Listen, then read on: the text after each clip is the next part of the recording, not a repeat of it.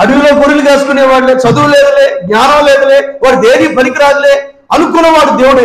అలాంటి వాడిని దేవుడు ఎన్నుకున్నాడు. హల్లెలూయా చెప్పండి. దేవుడు అంట జ్ఞానుల్ని సిగ్గుపరచడానికి జ్ఞానం లేని వారిని, అవివేకులు దేవుడు ఏర్పాటు చేసుకుంటాడంట. హల్లెలూయా. దేనికి పనికిరాడు వాళ్ళ ఇంట్లో అనుకున్నటువంటి దావీదుని దేవుడు ఏర్పాటు చేసుకుని వాళ్ళ సహోదరులందరికంటే గొప్పవాళ్ళు చేశాడు. హల్లెలూయా చెప్పండి. ఇంకొకరు కూడా జ్ఞాపకం చేస్తా. మీ కుటుంబంలో నువ్వు తీసివేయబడిన దానవా, త్రొక్కివేయబడిన వాడవా, అణిచివేయబడిన వాడవా? యోసేపు కూడా దాదాపు వాళ్ళ అన్నలు ఎంతమంది? 11 మంది, 12 మంది. వాళ్ళందరూ ఏం చేశారు తెలుసా?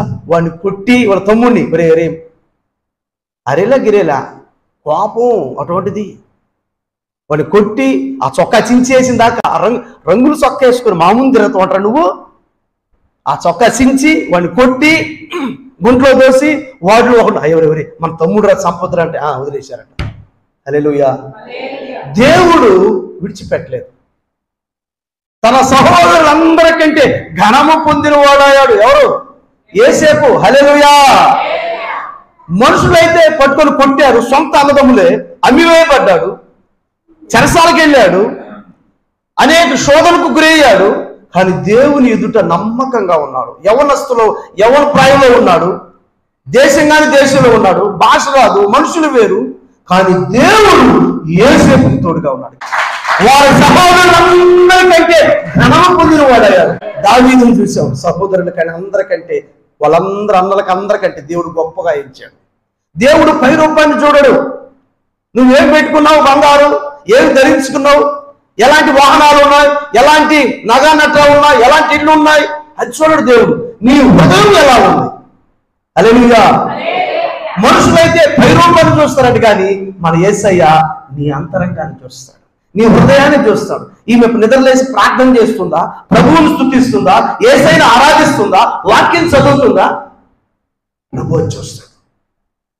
క్రైస్తవురాలుగా నీకు ఎన్ని శ్రమలున్నా, ఎన్ని కష్టాలున్నా, ఎన్ని అప్పులున్నా, ఎన్ని అవమానాలున్నా, ఎన్ని నిందలున్నా, ప్రార్థన విడిచిపెట్టేటువంటి క్రైస్తవులుగా మీరు ఉండకూడదు.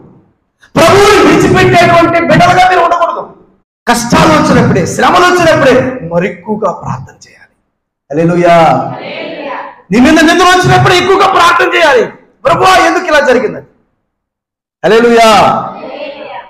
ఒక వ్యక్తి పేరు ప్రఖ్యాతులు ఘనము పొందాలంటే బైబిల్లో చూసాం. ఇద్దరు దావీదును చూసాం. ఇప్పుడు వాళ్ళ సహోదరులకు అందరికంటే గొప్పవాడయ్యాడు, వాళ్ళ తోటి వారందరికంటే గొప్పవాడయ్యాడు. హల్లెలూయా.